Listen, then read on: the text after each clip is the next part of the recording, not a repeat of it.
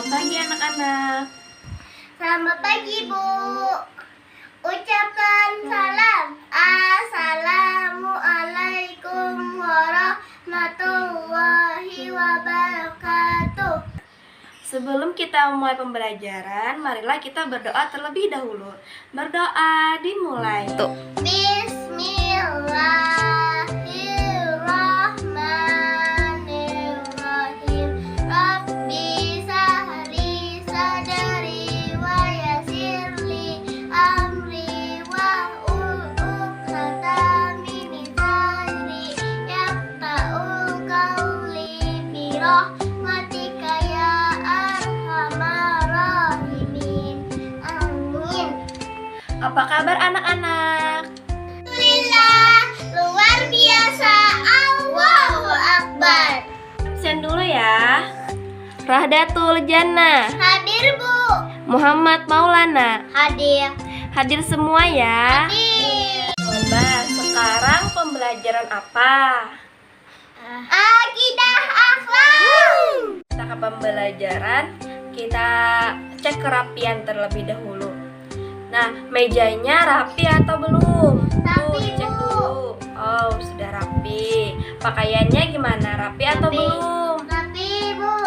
Ya, ada yang masih ingat tidak minggu lalu atau minggu kemarin kita belajar tentang apa? Satu. Ingat, belajar Asmaul Husna, Bu. Hari ini kita belajar tentang kisah Nabi Nuh.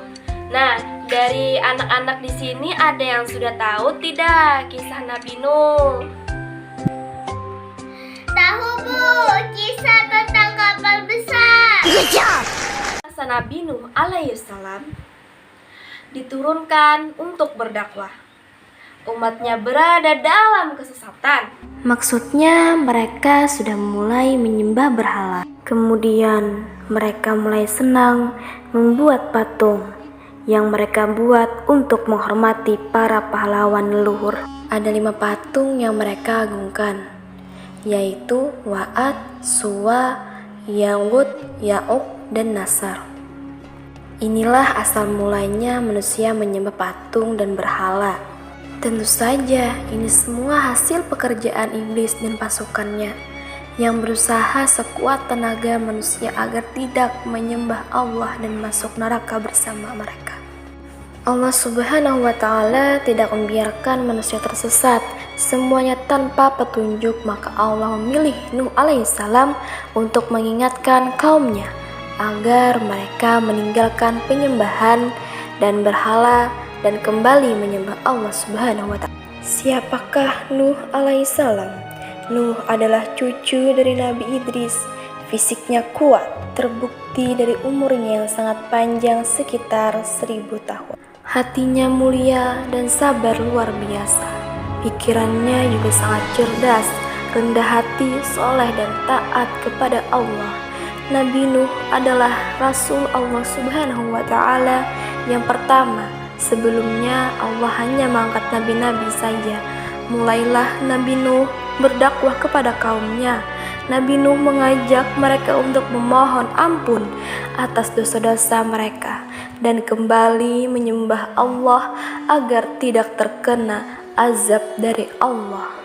Sangat tekun Nabi Nuh mengajak kaumnya dengan berbagai cara, dengan terang-terangan di hadapan banyak orang, dengan diam-diam mendatangi seorang demi seorang, berulang-ulang siang dan malam selama kurang lebih 950 tahun lamanya. Tetapi sedikit sekali yang mengikuti Nabi Nuh. Jumlahnya sekitar 80 orang. Kebanyakan dari pengikutnya ini adalah orang miskin dan pekerja kasar. Sebagian besar kaumnya tidak mau mengikuti ajaran Nabi Nuh. Mereka bersikap angkuh dan sombong dengan menutup rapat-rapat telinga mereka jika Nabi Nuh mulai berbicara untuk mendakwahi mereka.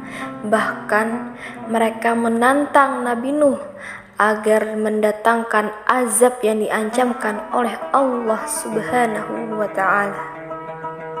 Mereka berkata, "Noh, sudahlah, berhenti berbicara. Percuma kami tidak akan percaya sekarang." Begini saja, datangkan azab itu pada kami.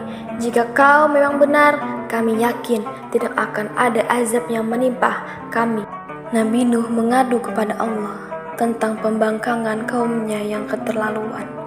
Allah berfirman bahwa memang pengikut Nabi Nuh tidak akan bertambah hanya 80 orang itu saja. Selebihnya mereka semua tidak akan beriman karena mereka sudah sangat sesat setelah jelas ketetapan Allah bahwa orang-orang itu tidak akan beriman. Maka Nabi Nuh memohon kepada Allah, Tuhanku, musnahkanlah seluruh orang durhaka itu dari muka bumi. Mereka hanya membuat kerusakan dan melahirkan anak-anak yang durhaka. Kemudian Allah memerintahkan Nabi Nuh untuk membuat kapal yang besar. Pada masa itu ilmu perkapalan belum berkembang dengan baik. Subhanahu wa ta'ala mengajarkan ilmu itu kepada Nabi Nuh. Maka Nabi Nuh bersama pengikutnya membuat kapal besar terbuat dari pohon yang didapati pohon dari hutan. Di sekitar mereka, ejekan kaum Nabi Nuh semakin menjadi-jadi. Melihat pembuatan kapal itu terasa aneh bagi mereka, apalagi mereka tinggal jauh dari laut.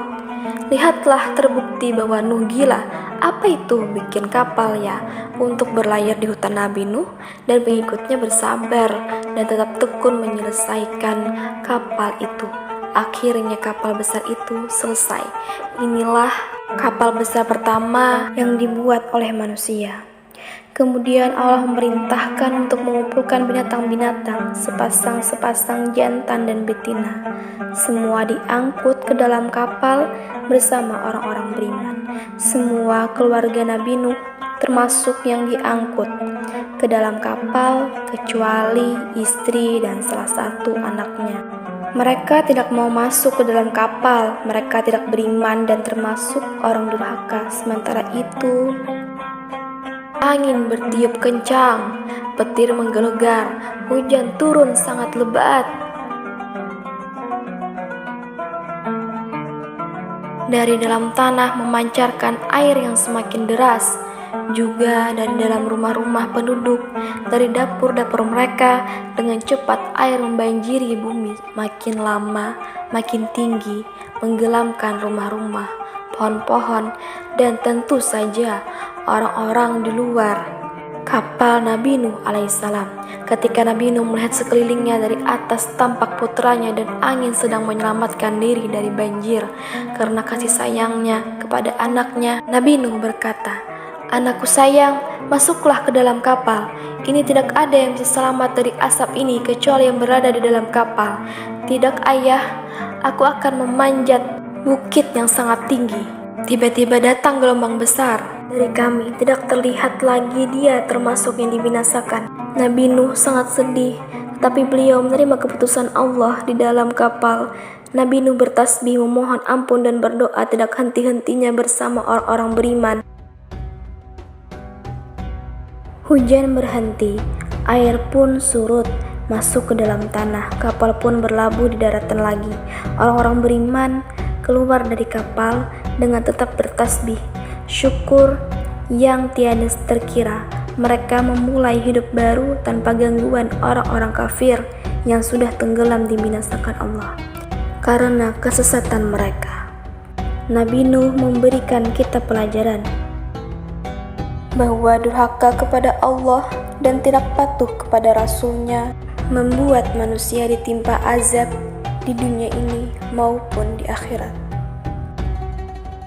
Kita boleh nih berdiskusi dan bertanya kepada ibu. Ada yang ingin ditanyakan? Saya, Bu. Iya, silakan Hadatul Jannah, apa yang ingin ditanyakan? Iya, Hada, Maulana, apa yang ingin ditanyakan? Ibu, betulkah semua hewan dan tumbuhan ikut dalam kapal juga? Apakah mereka semua tidak berkelahi? Dan semuanya tidak berkelahi. Allah Subhanahu wa ta'ala Maha mengetahui. Dia memerintahkan Nabi Nuh alaihissalam untuk mengumpulkan makanan secukupnya. Nah, dari sana kapal pun terbagi menjadi 3. Yang pertama untuk para burung, yang kedua untuk para manusia, dan yang terakhir untuk para hewan lainnya. Bagaimana Rahda dan Maulana? Apakah bisa dipahami? Bisa. Tutup ya untuk pembelajaran kita hari ini. Assalamualaikum warahmatullahi wabarakatuh. Waalaikumsalam warahmatullahi wabarakatuh. Terima kasih, Bu. Thanks for watching. Jangan lupa like and subscribe.